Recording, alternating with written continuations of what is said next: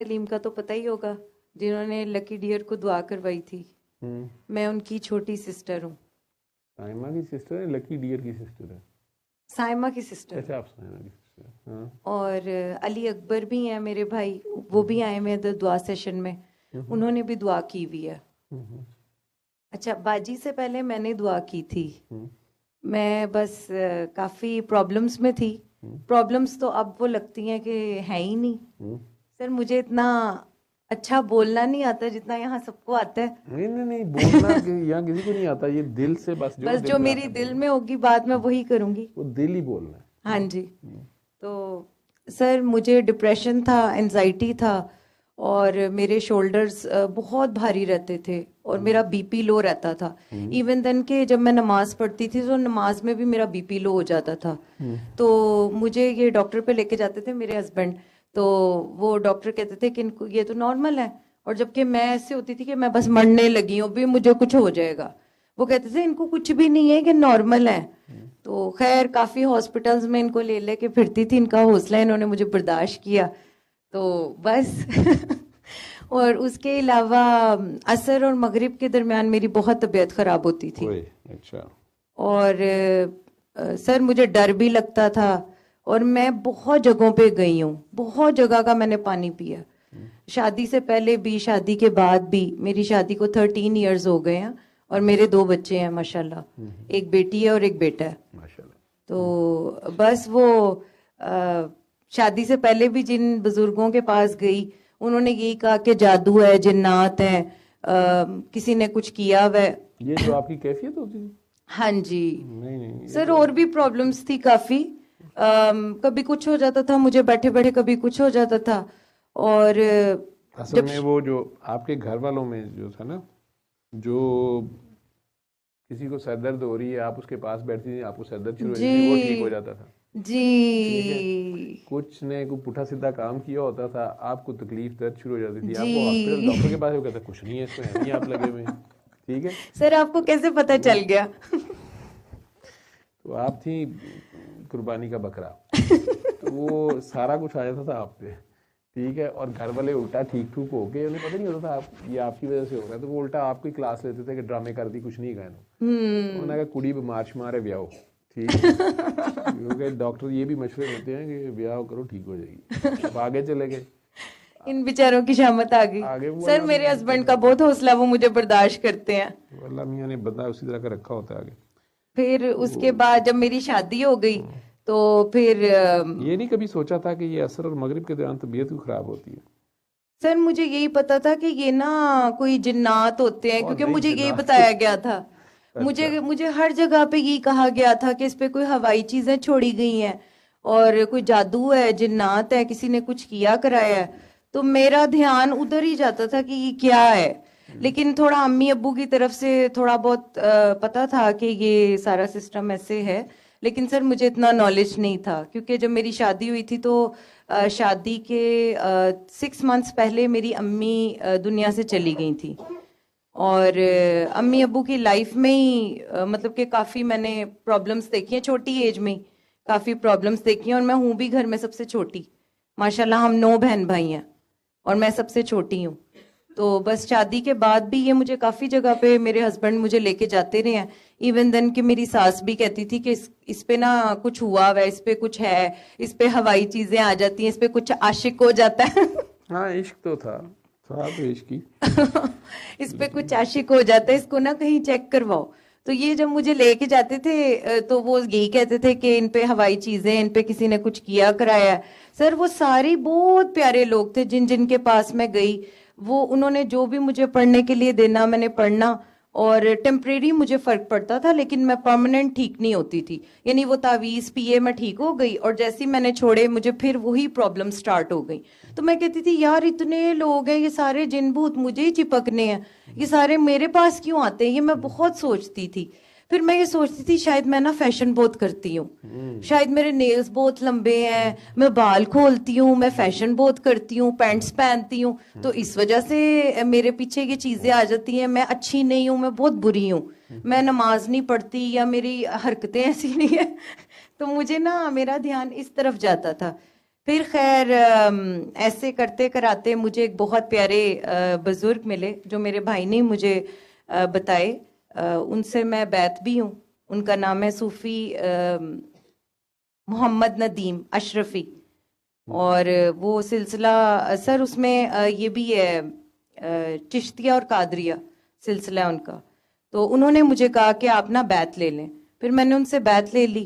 اور اسی دوران مجھے کافی ڈپریشن اور انزائٹی بھی ہو گیا. اور کافی نماز میں روتی تھی, دعائیں مانگتی تھی. میری دعا بہت لمبی ہوتی تھی اور میں سب کے لیے دعا کرتی تھی. تو میں نا ایک رات عشاء کی نماز پڑھی تھی. تو نماز پڑھتے پڑھتے نا میں سجدے میں بہت روئی, اور میں اتنا روئی, اور میں نے اللہ تعالیٰ کو کہا کہ اللہ جی میں کس کو معاف نہیں کر رہی. میں آپ کی ویڈیوز بھی دیکھتی تھی.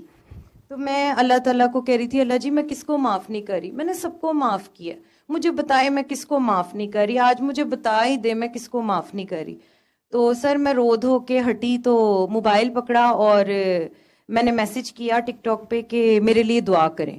تو وہ انکنڈیشنل لو چینل تھا سر حارث کا. تو اس میں سر نے مجھے نمبر شیئر کیا. تو میں نے اس نمبر پہ کال کی. تو میں نے کہا مجھے ڈاکٹر جاوید سے بات کرنی ہے. تو کہتے ہیں بیٹا آپ بات کریں, میں ہی ڈاکٹر جاوید بول رہا ہوں. تو میں نے کہا سر آپ واقعی میں ڈاکٹر جاوید بات کریں؟ کہتے ہیں جی جی بیٹا پتر آپ بات کریں. میں نے کہا جی ٹھیک ہے. تو میں نے نا پھر وہ فنا فی المرشد کے مقام پہ انہوں نے مرشد ہی فنا کر دیا.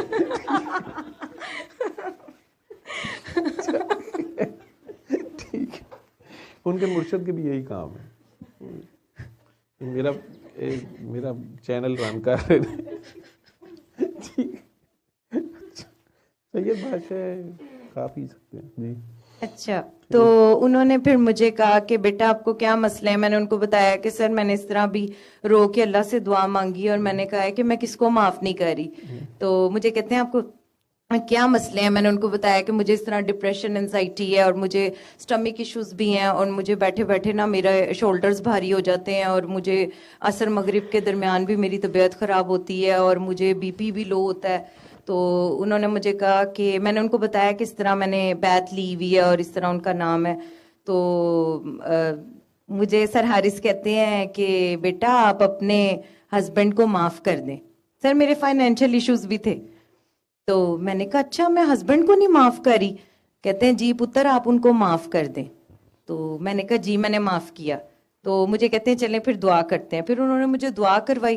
سر جب تک وہ مجھے دعا کرواتے رہے میں روتی رہی, پوری دعا میں روئی. اور جب میں نے پانی پیا تو وہ میری لائف کا پہلا پانی تھا جو اتنا میٹھا تھا کہ میں نے اس سے پہلے وداؤٹ شوگر اتنا میٹھا پانی نہیں پیا تھا. تو خیر وہ انہوں نے مجھے دعا کروائی, اور مجھے وہ ہنسنے لگ گئے کہ آپ اتنا روتی رہی ہیں, کیوں رو رہی تھی. میں نے کہا مجھے نہیں پتا میں کیوں رو رہی تھی. تو بس وہ پھر مجھے کہتے ہیں کہ بیٹا آپ سید ہو. میں نے کہا نہیں. کہتے ہیں سید ہو جاؤ. تو سر میں یہاں پر سن ہو گئی تھی, اور آج بھی سنوں اس بات پہ, کیونکہ میرے لیے یہ بہت بڑی بات ہے کہ سید ہونا. تو انہوں نے مجھے کہا کہ کردار کا سید ہوتا ہے. تو میں نے کہا میرے اندر تو کوئی ایسی کوالٹی نہیں ہے, ذرہ بھر بھی کچھ ایسا نہیں ہے کہ میں سید ہو جاؤں. تو مجھے کہتے ہیں بیٹا آپ کو نا وقت آنے پہ سمجھ آ جائے گی. پھر سر انہوں نے خیر مجھے بیچ میں ڈانٹ بھی پڑی ہوئی ہے ان سے. میں نے سورہ رحمان سنی 7 days, اور جب میرا 3rd day تھا تو میرا ڈپریشن اور انزائٹی بالکل ختم ہو گیا تھا, اور میرے شولڈرز بہت لائٹ ہو گئے تھے. میں نے نا لائف میں فرسٹ ٹائم اپنے آپ کو بہت لائٹ فیل کیا تھا. مجھے ایسے لگ رہا تھا میں ہوا میں ہی اڑ رہی ہوں. اتنی میں ہلکی ہو گئی تھی جیسے ایک نیو بورن بیبی ہوتا ہے. خیر میں نے اپنے 7 days کمپلیٹ کیے, اور وہ محرم کے سٹارٹنگ ڈیز تھے. مجھے آج بھی یاد ہے 21 جولائی کو انہوں نے مجھے دعا کروائی تھی 2023, اور محرم کے سٹارٹنگ ڈیز تھے. اور خیر میں نے دعا کی, اور اللہ کا شکر ہے کہ اس کے بعد مجھے کوئی مسئلہ نہیں ہوا. اور اب میں آگے جس کو بھی کوئی نظر آ جاتا ہے کہ پریشان ہے تکلیف میں اس کو سورہ رحمان کا میسج دے دیتی ہوں. اور سر یہ جتنی بھی جرنی ہے اس میں میرے ہسبینڈ کو پتا ہے سب کچھ, لیکن میرے سسرال والوں میں سے کسی کو بھی نہیں پتا کہ میں دعا کروا رہی ہوں یا میں کیا کر رہی ہوں یا یہ کیسے چینجنگ آ گئی. کیونکہ میرے ہسبینڈ سے بھی میری ٹو مچ لڑائیاں ہوتی تھی, اور یہاں تک لڑائی شروع ہو گئی تھی کہ میں نے ان کو کہا تھا کہ میں نے آپ کے ساتھ نہیں رہنا. میری اتنی لڑائی ہو گئی تھی. تو اب وہی ہسبینڈ ہے, وہی میں ہوں, وہی میرا روم ہے جو جنت سے کم نہیں ہے.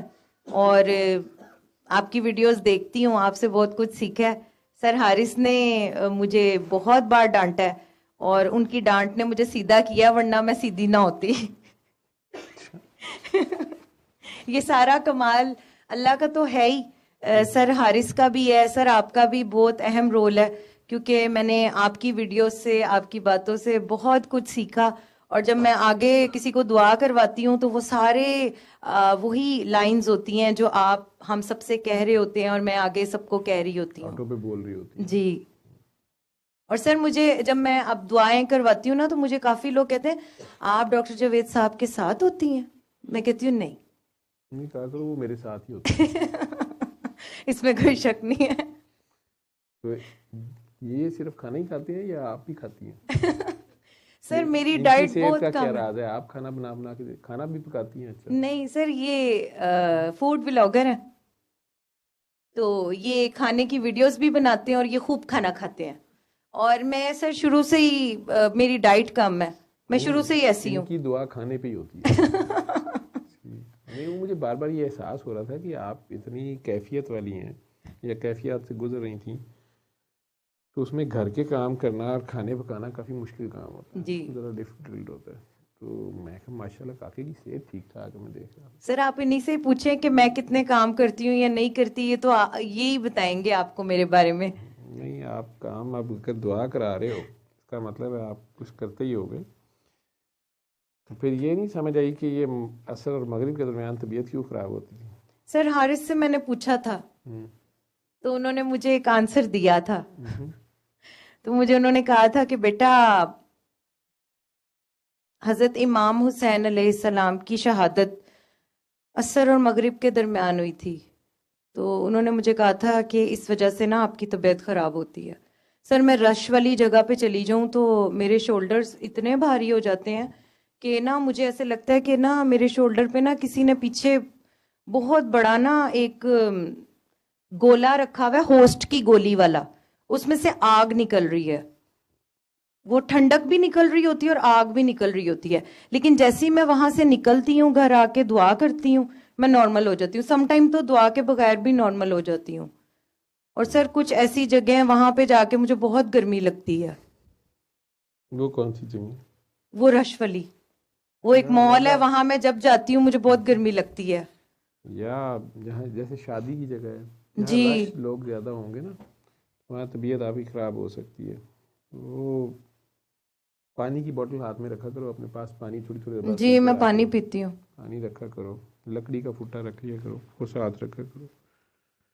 باقی ان کے ساتھ ہی رہا کرو. اگر کہیں قبرستان, کسی دربار, کسی ڈیتھ پہ جانا پڑ جائے, وہاں سے فوراً آ کے پانی نہایا کرو. جی میں نہاتی ہوں.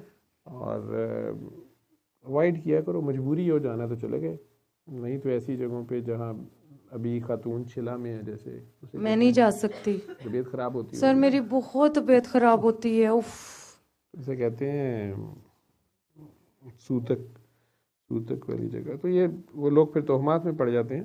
تو بیسکلی وہ آپ کی کیفیت بڑھ جاتی ہے وہاں پہ.